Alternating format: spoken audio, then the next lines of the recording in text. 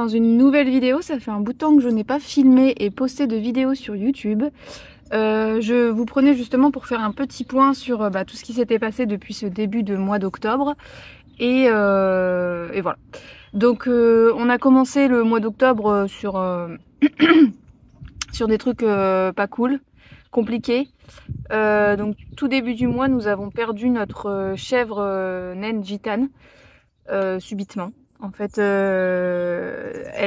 elle a montré des signes de... Elle n'était pas en forme, quoi, le jour où elle est décédée. Le matin, elle respirait assez fort, elle restait isolée dans la cabane. Elle est quand même sortie pour aller manger, donc on s'est dit qu'on l'observait la journée et qu'on agirait en fonction de comment ça se passait dans la journée. Vers 18h, on l'a vue sortir de la cabane pour aller brouter avec les autres, donc ça nous a rassurés. Et puis finalement, quand la nuit est tombée, qu'on est allé voir si tout le monde était bien rentré en cabane, et bien en fait elle s'était couchée au pied d'un arbre et elle était en train de partir, quoi. Donc finalement je pense que vers 18h elle était pas partie brouter, mais plutôt trouver un coin pour mourir. Voilà, là je vous parle, j'enlève toutes mes émotions hein, parce que c'était compliqué. Gitane, c'est notre premier animal de toute la clique qu'on a eue, à part Julius. Julius, je l'ai eu avant qu'on emménage ensemble avec mon chéri, mais sinon, Gitane, c'est notre tout premier animal. Et donc bon, elle était pas toute jeune, hein, elle avait minimum 11 ans, parce que ça fait 11 ans qu'on est ensemble avec mon chéri, et qu'on l'a eu, elle était adulte. Elle était même gestante, donc elle avait, oui, elle avait, je pense, minimum 1 an. Voilà.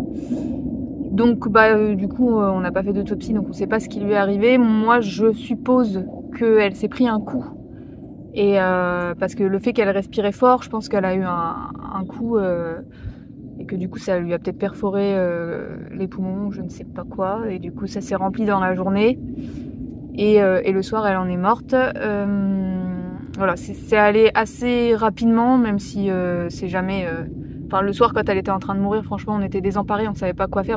On a contacté une amie vétérinaire pour savoir ce qu'on pouvait faire, mais voilà, c'est allé assez vite, et donc elle est partie quelques heures, ouais, en 1 heure de temps, elle est partie dans l'heure qui a suivi, quoi. Voilà pour notre petite gitane. Donc autant vous dire qu'on était très triste, et qu'elle manque beaucoup dans le champ. Voilà. Et puis pour le reste, j'ai pas pris le temps de filmer. Et puis là, dernièrement, ces derniers jours, Julius, depuis 3 bonnes semaines, il montre un comportement qu'il n'a pas d'habitude. Il est la tête basse, il bouge moins. Alors il a des moments de folie comme il a habituellement. Julius, faut savoir que c'est un chien qui est très actif, très speed, et qui adore se dépenser. Et donc bon, quand on rentre du boulot, tout ça, il a quand même ses comportements un peu de foufou. Mais dès que ça se calme, il se calme beaucoup plus qu'avant. Alors Julius, depuis 1 an et demi, il nous a fait 2 fois des petits coups donc on l'a emmené chez le vétérinaire pour ça. Finalement, c'est parce qu'il mangeait trop de crottes. En fait, nous, comme tous les animaux sont quasiment en liberté et que Julius a accès à tout et que tout le monde s'entend bien, finalement, il a tendance à manger des crottes de poule, des crottes de pigeon, des crottes de paon, voilà.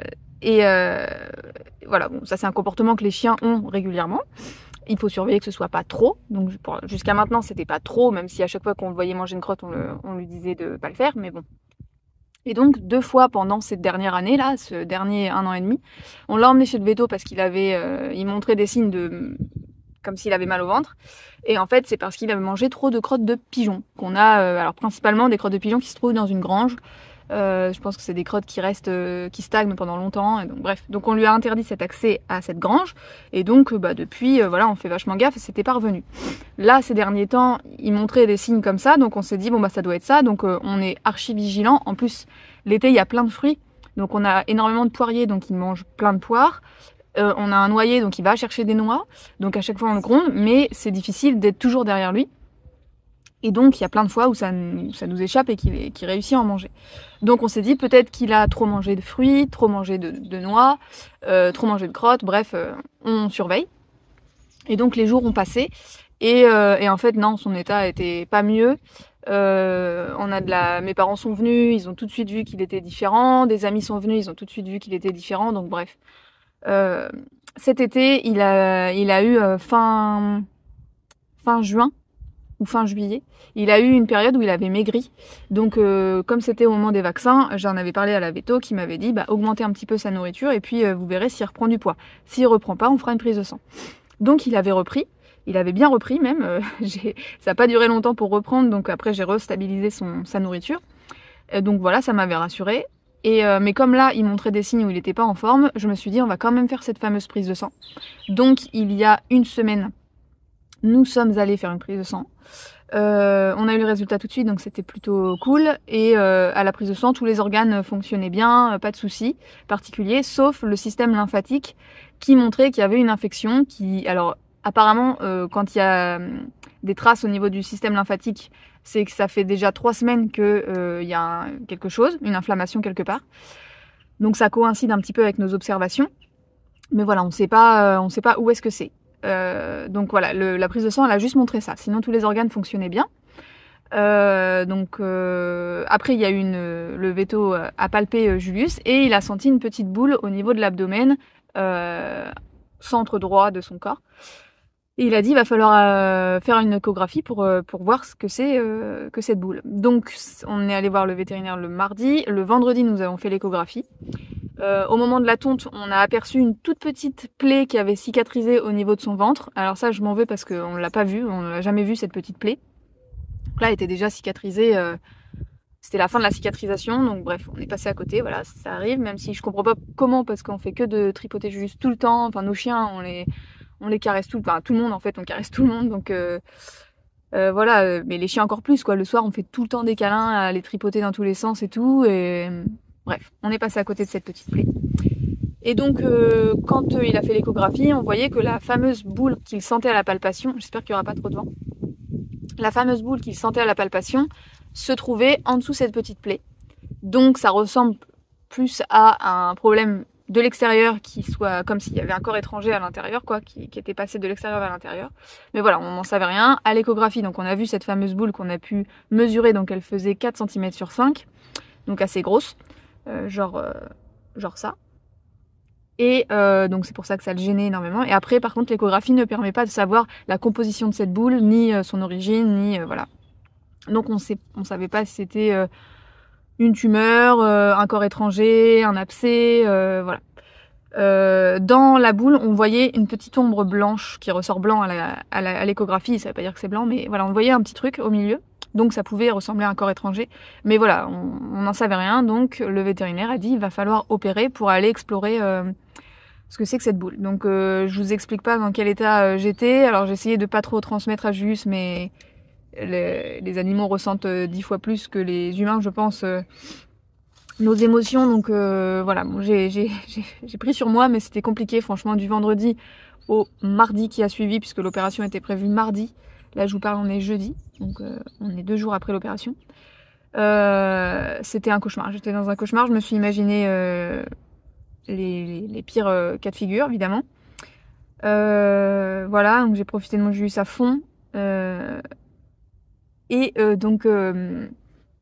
Donc mardi matin, je l'ai emmené à 9h chez le vétérinaire pour qu'il se fasse opérer. Donc là, c'était un déchirement horrible. Ça, faut savoir que nos chiens, on a dû les laisser à des gens peut-être 3 fois sur toute leur vie. 3 nuits où on s'est séparés d'eux. Et c'était dans des configurations où voilà, il n'y avait pas de problème.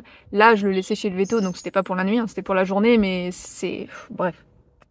C'est très rare qu'on se sépare de nos chiens, qu'on les confie à des gens. Et donc là, c'était un déchirement de le laisser chez le véto, mais de toute façon, il fallait passer par ça. Il avait mal au ventre, il fallait faire quelque chose, quoi. Donc il a été opéré. Et il s'avère que cette boule, pour vous expliquer grossièrement, il a bien un corps étranger qui est rentré de l'extérieur vers l'intérieur.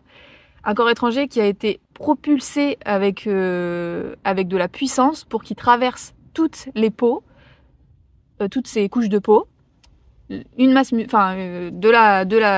muscle, et cette corps étranger, donc qui est en fait un tout petit gravillon, s'est logé dans sa paroi intestinale, c'est-à-dire la peau de son intestin. Le truc improbable, on ne comprend pas comment c'est possible. Et donc, ce petit caillou qui s'est logé dans sa paroi intestinale s'est formé autour de lui un abcès. Pour protéger cette infection, parce qu'un abcès c'est du pus, donc c'est de l'infection. Pour protéger cette infection, pour protéger le corps de cette infection, le corps a produit du muscle et de la chair autour de cet abcès, ce qui a formé cette boule de 4 à 5 cm. Et voilà, donc cette boule était collée sur la paroi intestinale, puisqu'elle faisait partie même de la paroi intestinale. Donc le veto, quand il a ouvert tout ça, il a vu la boule, il s'est dit il faut couper, pour extraire cette boule, il va falloir enlever une partie de l'intestin, puisque c'est collé sur l'intestin. Donc il a coupé de part et d'autre l'intestin, et il a enlevé la masse, et il a rabouté les 2 parties de l'intestin. Donc c'est une chirurgie qui est archi lourde, même chez les humains c'est quelque chose de complexe, surtout pour après. Parce qu'il faut vraiment que ça se ressoude bien, il faut pas qu'il y ait d'infection, voilà. Donc il a tout fait comme il fallait, et après l'opération, il a pu regarder un petit peu la composition de cette boule, et donc c'est là qu'il a compris qu'il y avait un petit gravillon au milieu. Voilà, donc pour comprendre l'origine de ce petit corps étranger, donc le veto, lui, il a dit que ça ressemblait à quand les animaux se prenaient une projection avec une arme, genre des plombs, vous voyez, quand des fois des chiens ou des... Enfin, je sais pas, il a dit qu'il avait l'habitude avec les chiens qu'il y ait des... soit... Enfin, bref, je me perds dans mes explications. Ça ressemble à une projection à forte puissance. Donc, nous, il n'y a pas d'arme à feu, il n'y a pas de chasseurs dans notre entourage. Julius, il n'y a aucune raison qu'il se retrouve avec des chasseurs. Donc, c'est pas possible. Parce qu'il a dit, en gros, une arme qui aurait mis des petits cailloux à la place des balles, quoi. Mais non, c'est pas possible. Le truc que l'on pense possible, c'est quand mon chéri débroussaille. On fait gaffe, que les chiens soient pas proches. Mais des fois, un tout petit caillou comme ça, on peut être à 20 mètres et puis se prendre quand même une projection. Donc c'est la seule possibilité que l'on voit, mais on est sûr de rien. Vous pouvez compter sur moi sur le fait que la prochaine fois qu'on débroussaille, les chiens seront renfermés. Porte, mur, il n'y aura pas besoin, enfin il y aura pas de possibilité qu'ils se reprennent un truc. Voilà, donc c'est vraiment l'accident pas de bol, mais qui est possible. Après, on n'aura jamais la certitude que ce soit ça. En tout cas, c'est sûr que ce soit pas comment dire, que ce soit pas quelque chose qu'il ait avalé, parce que y a des traces de perforation en fait dans sa peau et tout ça, quoi. Donc c'est forcément que ça vient de l'extérieur. Voilà, donc à l'heure actuelle, Julius va bien. Franchement, j'ai un énorme poids en moins. Alors, le vétérinaire a dit que le pronostic était engagé pendant 10 à 15 jours après l'opération, puisqu'il peut y avoir des complications. Là, il nous a rassuré sur le fait que tout s'était bien passé pendant l'opération, qu'avant de refermer le corps de Julius, le ventre de Julius, il a bien vérifié que tous les vaisseaux sanguins, toutes les artères fonctionnent bien et donc alimentent cette partie d'intestin qui a été recousue. Mais voilà, la suture peut ne pas être étanche, donc il ne faut pas qu'il y ait des matières fécales qui sortent de cet intestin. La suture peut lâcher, tout simplement, et la suture peut aussi, les morceaux de peau qui ont été cousus peuvent se nécroser, ne pas être vascularisés et donc se nécroser, et donc faire lâcher aussi la suture.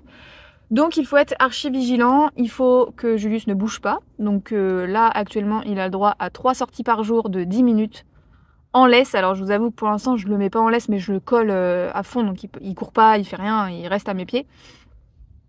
Et donc voilà, 3 sorties de 10 minutes pour faire pipi, caca, marcher, puisque ça fait aussi marcher le système digestif de marcher. Voilà, pas d'effort, voilà. Donc j'ai eu la chance franchement de pouvoir poser des jours et de rester auprès de lui. Donc depuis hier je suis avec lui. Là vous voyez, je me suis absentée de la maison, mais il est renfermé avec Maki dans la maison. Il est sur le canapé, il n'y a pas de souci. Le canapé, on a ouvert une partie du bas, comme ça lui fait une marche pour pouvoir monter. Chez nous il y a des marches partout, donc on le fait passer par les portes où il y a une seule marche et pas 2 ou 3. Franchement son comportement me rassure parce qu'il va bien. Il est même un peu frustré de ne pas sortir plus, mais voilà, c'est pour son bien. Il faut être archi vigilant sur le fait qu'il ne mange rien, rien d'autre que sa nourriture. Putain, j'ai du mal à parler, je suis désolée. D'ailleurs, il a une alimentation spéciale, des croquettes exprès, voilà, pour le système digestif. Pareil, ses nourrissages sont répartis. Nous, on avait l'habitude de lui donner un nourrissage par jour le soir. Là, c'est réparti en 3 nourrissages pour pas surcharger son système digestif. Il est donc sous antibiotiques pour éviter l'infection et sous anti-inflammatoire pour pas qu'il ait mal et que ça gonfle. Franchement, pour l'instant, son comportement est rassurant. Après, voilà, il faut être archi vigilant. Je compte sur vous pour croiser les doigts avec moi. Sur Instagram, j'ai eu plein de... Donc là, j'ai tenu au courant les gens qui me suivent sur Instagram hier, parce que depuis vendredi, je donnais pas de nouvelles sur Insta, parce que franchement, j'avais pas du tout le cœur à partager. Vous voyez, là, je fais mieux, donc ça revient, et je prends même ma caméra pour vous filmer une petite vidéo. Mais franchement, j'étais en mode j'oublie tout et je donne tout pour mon Julius. Je continue, hein, mais comme ça va mieux, voilà, ça me rassure.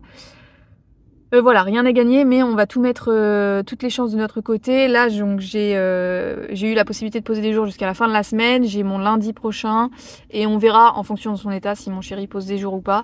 Mais franchement, pour l'instant, c'est rassurant. Voilà, je voulais donc vous faire un point sur ces 2 choses-là, Gitane et mon petit Julius. Sinon, je voulais vous emmener avec moi faire un petit tour de ce qui a été fait ces derniers temps dans la ferme. Donc c'est parti, je vous emmène, ça fait déjà un quart d'heure que je parle. Pour vous donner des nouvelles de Pampan, eh bien il a perdu toutes ses plumes. Là, il est en train de perdre des mêmes toutes petites. Ça va mon Pampan? Et pour info, on n'a toujours pas trouvé de chéri, mais on continue nos recherches. Alors pour info, côté poule, tout le monde va bien. Nous avons Mademoiselle Pomme qui a décidé de couver alors qu'elle n'a rien. Elle couve un air egg, comme j'aime dire. Pomme, c'est notre petite poule moute avec sa corne. Je sais pas si vous voyez, une petite corne sur le bec. C'est certainement une excroissance, on ne l'explique pas. Je trouve ça fou. Ça va ma chérie? Qu'est-ce que tu fais? Et qu'est-ce que je fais moi? Je t'embête? Pour l'instant on la laisse, mais on va pas laisser ça pendant des jours et des jours puisqu'elle va s'épuiser pour rien. Donc ce que je voulais vous montrer principalement c'était côté enclos de bambou, sublime, tout ça. Ça faisait partie de mes projets de l'année, donc je suis bien contente, je vais vous montrer. Je ne sais pas si vous vous souvenez, mais en début d'année, je vous ai tourné une vidéo sur les projets que je voulais faire cette année. Et donc, le auvent faisait partie de mes projets. Donc, je vais vous retrouver une petite photo ou vidéo de ce que j'avais filmé en début d'année. Et donc, vous pouvez voir que la mission est accomplie. Nous avons sorti la cabane de Gitane. Donc ça, je vous ai fait une vidéo exprès là-dessus. Donc avec le frère de mon chéri, sa remorque et tout ça. On a sorti la cabane parce que sous ce auvent, on avait la cabane en bois. Donc ça faisait une cabane dans une cabane, ça servait à rien. Donc on a sorti la cabane par l'arrière. Et dernièrement, il nous restait à sortir le réservoir d'eau qui était avant à l'intérieur sur la droite. Donc là on l'a sorti, on a fait le raccordement avec la gouttière. Donc je suis bien contente. Il nous reste encore à... Bon là c'est rudimentaire pour l'instant. Il nous reste encore à installer une gouttière devant cette toiture ici qui retombera aussi dans le réservoir comme ça. Bah voilà, on va pas perdre de l'eau parce que là l'hiver en fait l'eau de pluie tombe devant le auvent et c'est une gadoue pas possible. Donc voilà, on va récupérer cette eau parce qu'en plus l'eau est de plus en plus précieuse et ça tombera dans le réservoir d'eau que nous avons donc déplacé, installé ici, surélevé parce qu'avant je crois qu'il était sur, il y avait une palette de moins. Et alors moi je trouve ça extrêmement moche donc on va le barder en bois. Voilà, mais ça c'est pour plus tard. Il nous reste à faire, bon alors les plaques là c'est pas très joli, hein. Déjà de base les tôles c'est pas ce qu'il y a de plus joli, mais alors les plaques en amiante c'est encore moins joli, mais comme pour l'instant elles bouchent le passage et que on ne sait pas trop comment s'en débarrasser, eh bien on les conserve, mais c'est pas ce qu'on préfère. Et donc sous le auvent il nous reste encore à boucher la partie de droite et puis le haut. Voilà, on s'est arrêté là mais on va continuer bientôt. Ça va Bambounette? Là on a remis de la paille aux animaux parce que l'été on enlève toutes les litières parce qu'il fait chaud, ils n'ont pas besoin. Mais là ça y est, les nuits se rafraîchissent donc on a remis de la paille. Pour la plus grande joie de Bambou qui adore se cacher, elle se fait un petit chaudron comme on appelle ça. Vous voyez derrière elle, ça, on voit l'emplacement pour la nuit. Ça va, Bambounette? Tu sais que t'es belle dans la paille comme ça? Oui, t'es très belle. Oui, t'es très belle, avec ta petite bedaine. Qu'est-ce que c'est que ce truc que je tiens dans la main? Regarde, ne me n'aie pas peur. Qu'est-ce que c'est? Alors, Bambou, ça va ma chérie? Bonjour ma Bambou. Bah oui. Oui, ça va ma Bambou. T'as les poils qui repoussent. Petit balai-brosse. T'es un petit balai-brosse. Alors, je te dérange? C'était la sieste du matin? Ça va ma chérie. Vous voyez, elle se fait son petit emplacement la nuit. Elle se met là. Là-dedans, là. Bah, on voit pas très bien. Et elle se recouvre de paille. Donc en fait, la nuit, on voit juste son groin qui sort. Bref, voilà pour le haut-vent. Donc bien sûr, c'est encore en travaux, hein, c'est pas terminé. Moi, j'ai envie de faire aussi un coup de propre parce que là, c'est... On s'en fout, hein, mais il y a des toiles d'araignée, des bouts de ficelle qui pendouillent de partout, des déchets de partout. Bref, ça va être de mieux en mieux.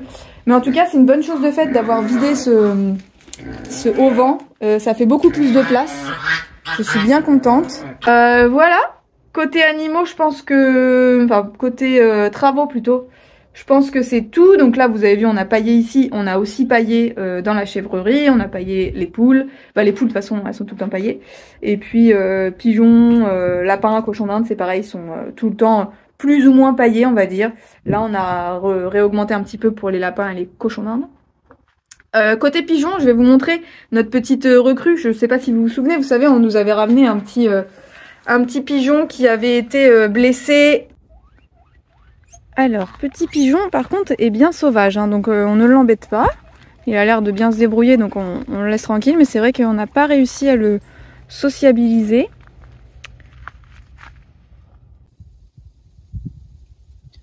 Voilà, donc du coup, les plumes autour de son derrière déjà ont repoussé, parce qu'il était un petit peu abîmé en bas du dos. Et puis, autour de la tête, ça revient petit à petit, ça prend son temps. Donc là, on est du bon côté, hein, du côté de son œil, évidemment. De toute façon, il se retourne toujours en fonction pour pouvoir avoir un œil sur nous. Je vais essayer de vous montrer le côté où il a plus son œil. C'est vrai que c'est un petit peu impressionnant. Ça va mon loulou? Voilà. Et franchement, il se débrouille bien, il vole. Il se fait respecter par les autres, il mange bien. Enfin, on est vraiment content pour lui. Je sais pas si un jour on pourra le relâcher, parce qu'avec un œil en moins, il est quand même plus propice à se faire attraper par un prédateur, mais je sais pas.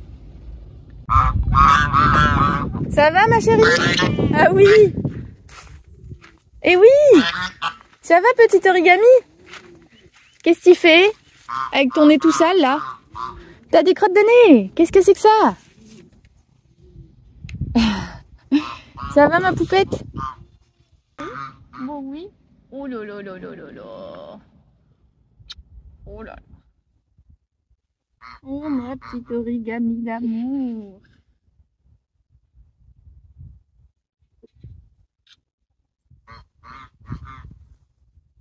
Ça va ma petite beauté?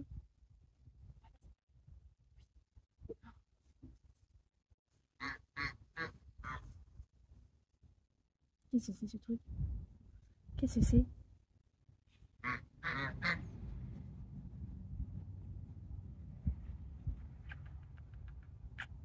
Bon voilà, je pense vous avoir montré tout ce que je voulais vous montrer dehors. Je vais maintenant rentrer rejoindre mes petits amours, faire des gros câlins à mon Julius et ma petite Maki. Je vais vous montrer un petit peu mon petit Julius. Et puis bah, de toute façon, j'ai plein de choses à faire à l'intérieur. Il faut que je fasse le ménage. Ah oui, je vais vous montrer. Ma belle-maman m'a ramené une machine à tricoter. Et du coup, aujourd'hui, j'ai pour objectif de m'entraîner un petit peu avec de la laine lambda, mais pour pouvoir réaliser des jolies étoiles en laine mohair pour plus tard. Parce que c'est quelque chose qui est pas mal demandé, et c'est vrai que c'est quelque chose que je trouve très joli aussi. Donc du coup, j'aimerais bien pouvoir en fabriquer moi-même. Et une machine à tricoter, c'est plutôt pas mal quand on sait pas tricoter. Bon, ça y est, je viens de faire mon brin de ménage. Je voulais vous montrer mes orchidées.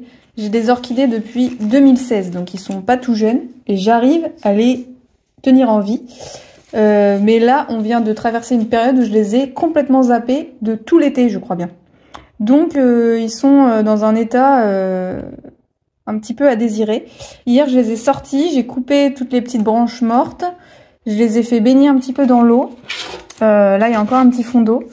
Pas beaucoup. Je sais qu'il faut pas beaucoup d'eau pour les orchidées, mais là, ça fait quand même des mois et des mois que je m'en suis pas occupée. Donc, bon, on va voir ce que ça donne. Je voulais vous montrer mon petit Julius, mais en fait, en parlant, en m'entendant parler, il s'est levé. Donc voilà mon petit Julius, il a bien compris le système de la marche. Vous voyez, on a ouvert le bas du canapé. Ça va mon bébé? Mais toi, tu fais une tête, mais c'est parce que t'es pas content d'être à l'intérieur. Je crois que t'en as un petit peu marre, ça y est. Bon bah, il a été rasé au niveau du ventre, on va rien voir. De toute façon, il a un pansement au niveau de l'ouverture. C'est quoi cette bouille d'amour? T'as une bouille d'amour, mon Julius? Oui. Oh oui. Qu'est-ce qu'il y a? T'es très courageux, tu sais. T'es très courageux. Qu'est-ce que je te raconte, là? Mon bébé.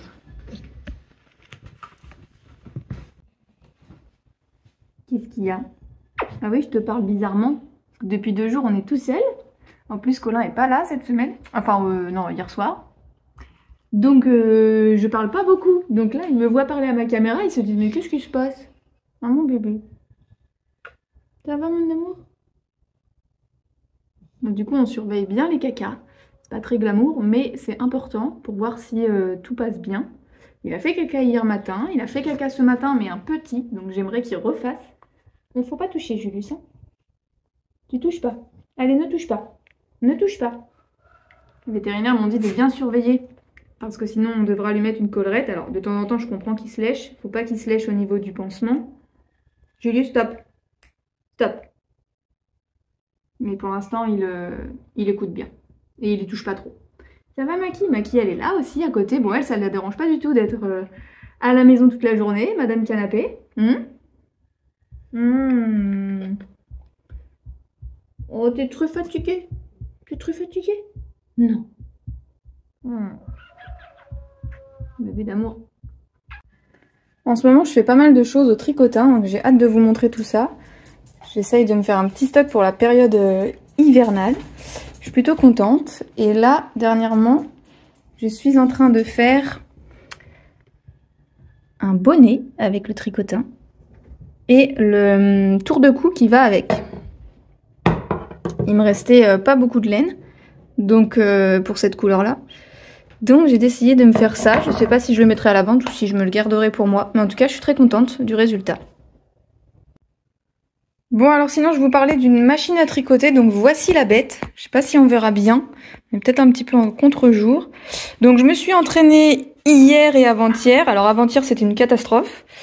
Et hier, j'ai réussi à faire... Je suis en train d'essayer de faire une étole en faisant un petit point ajouré. Donc je pense que je me défends plutôt bien. Voilà, il faut vachement rester attentif pour ne pas louper une maille, puisque ça m'est arrivé quelques fois. D'ailleurs, peut-être qu'on verra certains endroits les défauts, et encore, là, je les vois plus trop. Ouais, là. Pardon, là. Bon, une chose est sûre, c'est qu'il faut être bien éclairé quand on fait ça. Et voilà, là, j'ai doublé mon fil. C'est avec les pelotes plumes 60% mohair, 40% soie. Vous voyez, le fil est assez fin. Et du coup, je l'ai doublé, mais je pense que je vais en refaire une après celle-ci avec juste un fil, pas doublé, parce que je trouve que c'est quand même un peu épais par rapport au rendu que je voulais, parce qu'en fait, je voudrais que ça ressemble aux étoiles que j'avais en vente il y a quelques mois, qui étaient fabriquées chez un tricoteur, chez une société de tricot. Via la Sika Mohair par laquelle je passe, mais j'ai envie aussi de réaliser des modèles moi-même et je suis contente parce que, alors sur le moment, je vous dirais que le premier jour, ça m'a tellement énervée que je me suis dit c'est pas possible, qu'est-ce que je suis en train de faire, mais avec du recul et quand je commence à y arriver, bah je me dis que c'est cool parce que mon projet en fait me pousse à découvrir plein de choses que j'aurais pas forcément pris le temps de découvrir, ou en tout cas j'aurais pas forcé. Là je force un peu pour y arriver et voilà, donc en même temps j'apprends plein de choses et et je trouve ça chouette. Donc je sais pas si vous connaissez les machines à tricoter. Là c'est une machine à tricoter mais manuelle je pense. En fait on a ce petit chariot, on positionne son fil sur les petits crochets qui sont là. Donc il faut bien que tous les crochets soient bien positionnés, tout ça, donc c'est assez délicat.